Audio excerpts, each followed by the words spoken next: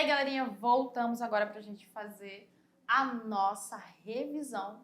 Lembrando que a gente está trabalhando aí sobre os átomos e as suas partículas. E que tudo que a gente viu está relacionado diretamente com a quantidade de prótons e elétrons. Estão ligados, né? Então vamos lá para a nossa revisão dessa aula de número 19. Então aqui, na aula anterior, a gente conheceu as partículas que formam ali o nosso átomo. A gente viu que ele é formado por 3 partículas subatômicas, que são os elétrons, os prótons e os nêutrons. A gente também viu que a massa do átomo ela é medida pela quantidade de nêutrons e prótons, porque os elétrons têm a massa bem relativa.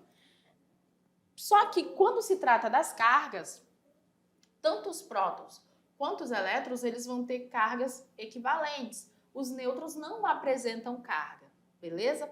Então, quando a gente está falando do átomo neutro, eu estou falando do átomo que vai ter a quantidade de prótons igual à quantidade de elétrons. Então, se ele tiver lá 11 cargas positivas, ele vai apresentar 11 cargas negativas. E as cargas na mesma quantidade, só que opostas, vão se anular, fazendo com que o nosso átomo, no estado fundamental, ele se encontre neutro. Quando essas cargas estão em quantidades diferentes, nós temos o surgimento do que nós chamamos de íons, que vão ser átomos ou grupos de átomos que, ao ganhar ou perder elétrons, vão tornar-se carregados eletricamente. E eles vão servir para formar compostos. Que compostos? Por exemplo, o nosso sal de cozinha, o NaCl. O NaCl ele é um composto formado pela diferença de cargas, onde o nosso Na fica carregado positivamente e o cloro negativamente. O sódio doa para o cloro um elétron. O elétron que vai para o cloro torna ele estável e o sódio também fica estável. Só que a diferença de carga que surge faz com que eles fiquem atraídos um pelo outro, formando o nosso composto cloreto de sódio. Tranquilo? Os nossos íons são classificados de acordo com o número de átomos que estão formando ele e quanto ao tipo de carga. Quanto ao tipo, a quantidade de átomos, nós temos aí os íons simples, que são aqueles formados por átomos do mesmo elemento químico, e nós temos os íons compostos, que são aqueles formados por átomos de elementos químicos diferentes. Com relação à carga elétrica, nós temos os ânions, que são aqueles que ganham elétron e ficam carregados negativamente, e nós temos os cátions, que são aqueles que vão estar perdendo elétrons e vão ficar carregados positivamente. Então, só para frisar, átomo neutro, mesma quantidade de prótons e de elétrons ele vai ter na sua estrutura. Quando a gente faz as somatórias das cargas, elas se anulam, tá? Porque a quantidade de carga positiva é igual à quantidade de carga negativa. Íons simples. Os íons simples são aqueles que são formados por átomos do mesmo elemento químico. E aí a gente vai ter os íons simples, que formam os ânions, quando tem carga negativa, e os íons simples, que formam os cátions, quando tem carga positiva. Íons compostos, aqueles que são formados por grupos de átomos de elementos diferentes. E, do mesmo estilo dos íons simples, nos íons compostos, nós vamos ter os ânions, quando apresentam carga negativa, porque eles ganharam elétrons, e nós vamos ter os cátions, que vão apresentar carga positiva, porque perderam elétrons. E como se ganha ou se perde elétron? A partir da interação que ocorre entre as eletrosferas dos átomos.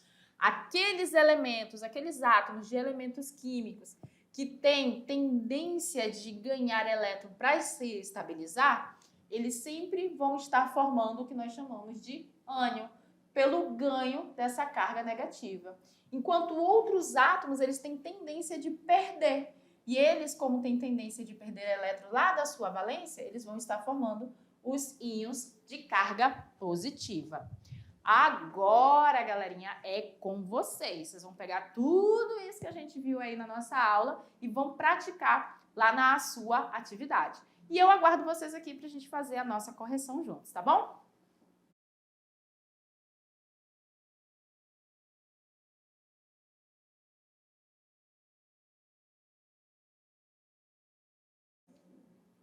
E aí, galerinha, surgiu alguma dúvida? Na hora de determinar quem é ânion e quem é cátion, surgiu aquele momento de, ai meu Deus do céu, como é que é? Como é que ele perdeu e ficou positivo? Como é que ganhou e ficou negativo? Às vezes acontece e é muito normal, né? Porque quando a gente fala de cargas de átomos, normalmente o menos é mais e o mais é menos, né? Porque o menos é mais por quê? Porque se eu perco, se eu subtraio elétrons, eu fico positivo. O mais é menos porque se eu somo, se eu ganho elétrons, eu fico negativo. Mas isso por causa da diferença de cargas. Mas vamos lá para o nosso Tirando Dúvidas para a gente fazer a correção dessas atividades. Na questão de número 1, diz o seguinte: íons são átomos ou grupos de átomos que ao ganhar ou perder elétrons, tornam-se carregados eletricamente e servem para formar compostos. Beleza. O símbolo para um íon cálcio, acho que esse símbolo aqui, do cálcio é esse aqui, tá, galera? Ca2+. Corrija aí comigo, ó. Cálcio é Ca2+. Então, o símbolo para o íon cálcio, Ca2+, indica que, primeiro, é um cátion. Segundo, possui 2 prótons a mais que o respectivo átomo neutro. O que ele está dizendo aqui? No primeiro, ele diz que ele é um cátion, ou seja, ele é um íon de carga positiva. Tá certo. Ele é um íon de carga positiva, ele é um cátion. Então, a primeira afirmativa está correta. Na segunda, ele está dizendo o quê? Que esse cara aqui, o Ca2+, o cálcio, o íon cálcio, ele tem 2 prótons a mais que o seu átomo neutro. Se isso fosse verdade, ele não seria íon desse composto. Por quê? Porque se esse cara aqui, que é o átomo neutro, tiver 2 prótons a mais que o íon, os números atômicos seriam diferentes. E o número atômico ele só é igual para átomos do mesmo elemento. Então, se eles tivessem números atômicos diferentes, eles seriam de elementos diferentes. E não pode ser porque os nossos íons são átomos e grupos de átomos que estão perdendo ou ganhando elétrons. E isso é dito no próprio enunciado da questão, que ele fala aqui que ao ganhar ou perder elétrons, tornam-se carregados eletricamente. Então, ele não possui prótons a mais que o átomo neutro. Ele vai ter diferente a quantidade de elétrons. Então, a afirmativa 2, ó, para mim, está errada. Terceira, ganhou 2 elétrons em relação ao átomo neutro. Vamos lá. Então, ele está dizendo que o Ca2+, tem 2 elétrons a mais que o cálcio, que é o átomo neutro. Para que isso fosse verdade, se ele tivesse ganhado 2 elétrons a mais, ele seria carregado de 2-. Então, a afirmativa 3 também está errada. Então, se eu tenho que a afirmativa 2 e a afirmativa 3 estão erradas, e a única correta é a afirmativa 1, isso faz que entre as alternativas que indicam a afirmação correta, a única que pode ser é a letra A. Aqui, ó. A letra A é a nossa alternativa correta. Quando a gente está falando aqui, e a professora saiu digitando errado até aqui também, como o Ca2+ apresenta carga positiva, ele é o quê? Ele é um cátion. Então, o item 1 está correto. Todavia, esse 2 mais indica que ele perdeu elétrons. Logo, o seu número atômico, o número de prótons, não sofre alteração, o que faz com que o item 2 e 3 sejam itens falsos. Então, a alternativa correta aqui é a letra A. Ai, professor, eu errei porque a senhora colocou aqui o símbolo diferente. A senhora tinha colocado o Zn lá do zinco e no final era o cálcio, Ca2. Gente, tudo bem, o elemento realmente está equivocado no erro de digitação. Só que foi avaliado somente a carga, tá? E com relação à carga, a questão está corretinha. A afirmativa 1 é a única correta e a nossa alternativa correta é a letra A. E assim a gente segue para a questão de número 2. Na questão de número 2, ele diz o seguinte: um átomo que ganha elétrons e fica com excesso de carga negativa torna-se um íon negativo, que é o ânion. Enquanto que um átomo perde elétrons e fica com excesso de carga positiva, torna-se um íon positivo, que é um cátion. O ânion fluoreto, e aí ele dá o símbolo do elemento e a carga aqui. O neônio, que é um gás nobre, e o cátion sódio, símbolo do elemento e a carga, tem em comum o mesmo número de, e aí ele dá o número atômico do sódio, o número atômico do neônio e o número atômico do ferro, do flúor. O que você vai fazer com essa informação? Ele está querendo que a gente determine o que eles têm em comum. Se eles têm o mesmo número atômico, se eles têm o mesmo número de prótons, de nêutrons, de massa ou de elétrons. Para você saber resolver essa questão, você tem que ler ela do jeito, digamos assim, que um químico lê realmente. Essas informações que ele deu aqui são informações dos átomos no seu estado neutro. Você pode usar elas para se basear nos íons. Por quê? Vamos lá. O sódio, ele é um átomo que tem 11 prótons. O número atômico dele é 11. Então, significa que lá no núcleo ele tem 11 cargas positivas. Como aqui ele está apresentando, uma carga positiva, significa que ele ganhou ou perdeu elétrons? Aqui ele diz, o átomo que quando ele perde elétron, ele fica com excesso de carga positiva e torna-se um íon positivo. Então, o Na aqui, 1+, esse mais faz dele um íon positivo, que é um cátion. Significa que ele perdeu elétrons. Quantos elétrons ele perdeu? 1.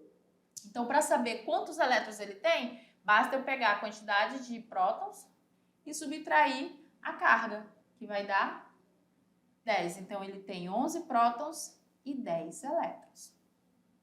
Agora, vamos olhar o nosso neônio. Neônio, ele tem número atômico igual a 10. Significa que ele tem quantos prótons? 10 prótons. Ele aqui é um íon? Não, galerinha, ele não é um íon, porque ele não está apresentando nenhuma carga. Então, se ele não é um íon, ele é um átomo neutro. E um átomo neutro tem a mesma quantidade de prótons e elétrons. Então, se ele tem 10 prótons, ele tem 10 elétrons. Certo? Agora vamos para o flúor. O flúor tem número atômico 9.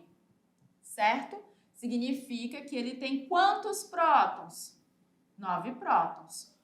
O ânion aqui, fluoreto, essa carga aqui está indicando que ele ganhou, no caso, ganhou elétrons e se tornou um íon negativo. Quantos elétrons o fluoreto ganhou? A quantidade da carga dele, 1. Então, para eu saber quantos elétrons ele tem, basta eu somar 9 mais 1, que vai dar 10 elétrons. Então, se você for olhar, o sódio tem 10 elétrons, o neônio tem 10 elétrons e o fluoreto tem também 10 elétrons. fazendo que a alternativa correta para a gente seja a letra E. Eles têm em comum o mesmo número de elétrons. E a letra E é a nossa alternativa correta. Olha só aqui, ó, em relação ao número de elétrons, eles se equivalem, pois o flúor é um ânion monovalente, seu número de elétrons é maior do que o número atômico. O sódio é um cátion monovalente, que perdeu um elétron em relação ao seu número atômico. E o neônio é um átomo neutro. Então, a quantidade de prótons que ele tem é igual à quantidade de elétrons. Fazendo aqueles cálculos que a gente acabou de fazer, a gente viu que o fluoreto tem 10 elétrons, o neônio 10 elétrons e o sódio também. Isso aqui, ó, nessa configuração, não na configuração de átomo neutro. Na configuração de átomo neutro, eles não têm a mesma quantidade. Eles só têm as mesmas quantidades nessa configuração, enquanto íons comparados ao neônio como átomo neutro. Na questão de número 3, diz o seguinte: lítio, que vem do grego litos, que significa pedra, foi descoberto por Johann August em 1817, no desenvolvimento de um processo de análise do mineral de fórmula. E aí ele deu aqui, ó, essa é a fórmula do mineral. Posteriormente descobriu-se lítio em outros minerais.